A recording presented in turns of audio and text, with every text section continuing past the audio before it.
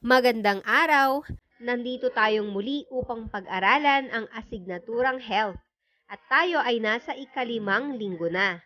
Ang ating aralin ay polusyon sa hangin sa tahanan.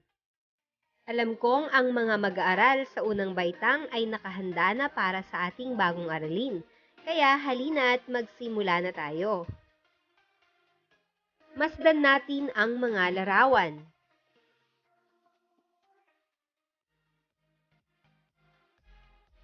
Ano ang nakikita mo sa larawan? Maaari bang marumi ang hangin sa loob ng tahanan? Paano?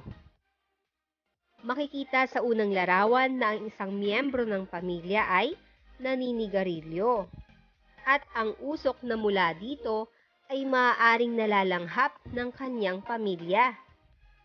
Sa pangalawang larawan naman ay makikitang nag-i-spray ang isang nanay ng insecticide. Sa inyong palagay mga bata, nagiging marumi kaya ang hangin sa loob ng tahanan kapag ganito ang sitwasyon? Malalaman natin sa araling ito ang kasagutan, kaya't halina't makinig mabuti. Kapag ang hangin sa loob ay nahaluan ng usok, alikabok at iba pang uri ng kemikal na nakasasama sa ating kalusugan, ito ay nagreresulta sa pagdumi ng hangin. Ang pagdumi ng hanging panloob ay tinatawag na indoor air pollution.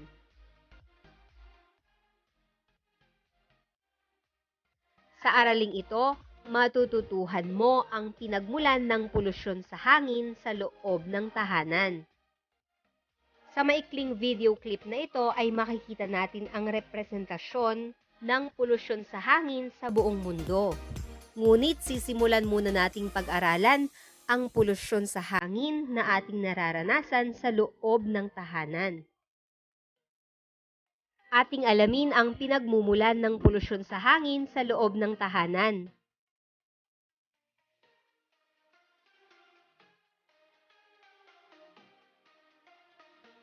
Unang bilang, usok mula sa pagluluto. Ang usok mula sa pagluluto na hindi nakalalabas ay sumasama sa hangin at nagiging dulot ng polusyon sa loob ng bahay.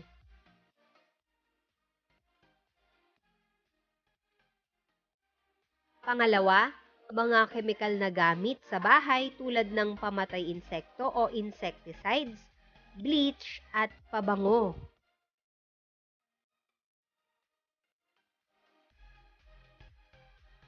Ang insecticides, pabango at mga kemikal na ginagamit sa bahay tulad ng bleach ay naglalaman ng nakalalason na kemikal na maaaring humalo sa hangin na iyong hinihinga. Pangatlo, alikabok, dumi at mikrobyo mula sa mga madudumi at di nalilinisang gamit sa bahay.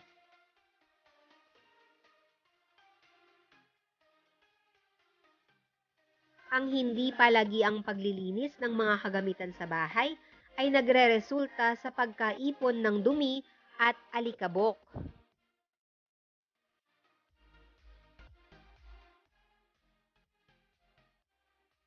Pang-apat ay ang pintura.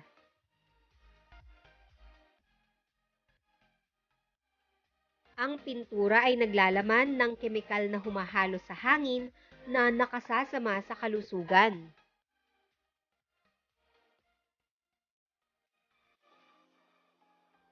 Panlima, usok mula sa pagsisiga ng papel at mga dahon. Ang usok mula sa pagsisiga ng papel at dahon sa labas ay maaaring makapasok sa loob ng tahanan at magdulot ng pagdumi ng hangin sa loob ng bahay. At iyan nga ang 5 maaaring pinagmulan ng polusyon sa hangin sa loob ng tahanan.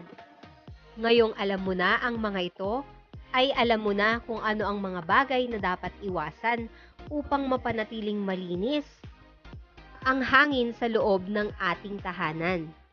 Ngayon ay dumako na tayo sa mga pagsasanay para sa gawain sa pagkatuto bilang isa, Suriin ang mga larawan.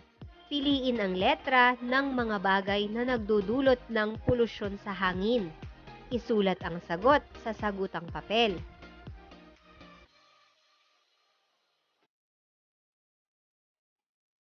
Ngayon ay atin nang iwasto ang inyong mga sagot. Narito ang mga letra na ating pipiliin na nagdudulot ng polusyon sa hangin.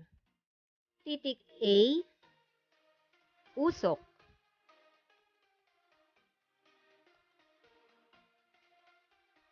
Titik D, pamatay insekto.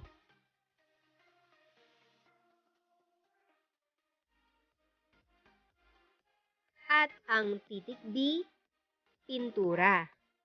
Ang titik C at E ay hindi nagdudulot ng polusyon sa hangin, kaya hindi natin ito dapat piliin. Para naman sa gawain sa pagkatuto bilang 2, ayusin ang mga letra upang makabuo ng salita tungkol sa mga pinagmumulan ng polusyon sa hangin sa loob ng tahanan. Isulat ang iyong sagot sa papel. Unang bilang, ang mga letra ay U, O, S, at K.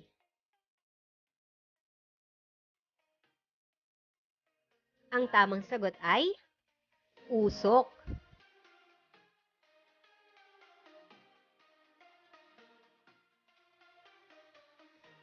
Pangalawang bilang, ang mga letra ay I, M, U, at D.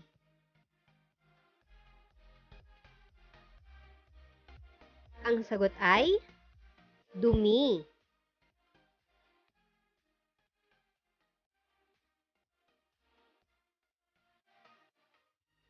Pangatlong bilang, ang mga letra ay I, P, N, U, T, A, at R.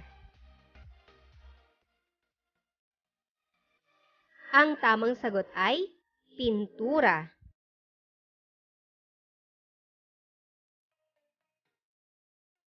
Pang-apat na bilang, ang mga letra ay A, P, A, B, N, G, at O.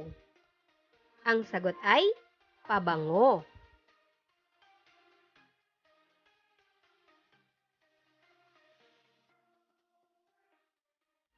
At para naman sa gawain sa pagkatuto bilang 3, pagtambalin ang mga salita sa hanay A sa larawan sa hanay B. Isulat ang sagot sa papel. Sa hanay A, ang unang bilang ay usok.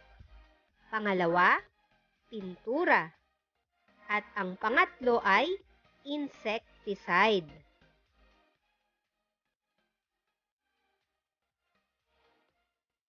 Halina at iwasto na natin. Ang sagot sa unang bilang, usok, ay titik B. Pangalawa, pintura, titik C. Pangatlo, insecticide, titik A.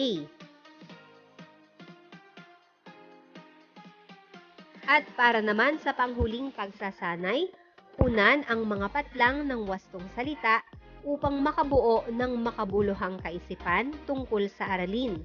Isulat ang sagot sa malinis na papel. Ang puwang, paligid at kawalan ng puwang ay sanhi ng puwang sa loob ng tahanan. Narito ang mga pagpipilian: ventilasyon, maduming, at polusyon.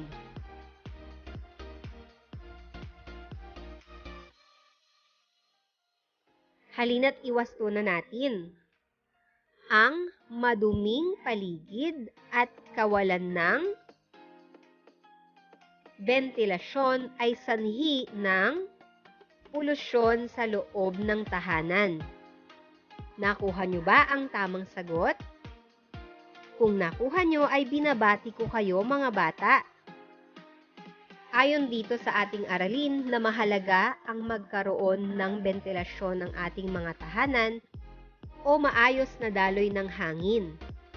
Ugaliin din ang palagiang paglilinis sa ating tahanan at iwasan ang mga bagay na nakapagbibigay ng polusyon sa ating tahanan. At dito na nagtatapos ang ating talakayan ngayong araw na ito, mga bata. Hanggang sa muli, paalam!